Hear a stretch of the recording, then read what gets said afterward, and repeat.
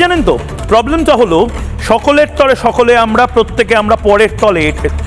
এটা হয়তো জাস্ট কথার কথা বলি আমরা, সকলের তলে সকলে আমরা, প্রত্যেকে আমরা পরের তলে।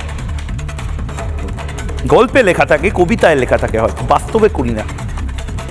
মুর্শিদাবাদের যে আক্রান্ত হিন্দুরা, যাদের ভাতের হোটেল ভেঙে দেওয়া হলো, যাদের গাড়ি জ্বালিয়ে দেওয়া হলো, যাদের বাড়ি জ্বালিয়ে দেওয়া হলো, যাদের তুলসী মঞ্চ ভেঙে দেওয়া হলো, যাদের পরিবারের সদস্যদের মেরে দেওয়া হলো, তাদের মমতা বন্দ্যোপাধ্যায় পুনর্বাসন দেননি। পুজোয় বাংলার কিছু সংখ্যক হিন্দু, তারা উৎসব নয়, তারা অপেক্ষা করবে ক্ষতিপূরণের।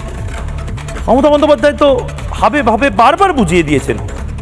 মমতা বন্দ্যোপাধ্যায় যতই বাইরে থেকে দেখান তিনি কত হিন্দুদের জন্য কত কাজ করছেন, আদপে মমতা বন্দ্যোপাধ্যায়ের এই রাজ্যে বোধহয় হিন্দুরা দ্বিতীয় শ্রেণীর নাগরিক হয়ে থাকছেন, যেমনটা রাজনীতিবিদরা বলছেন।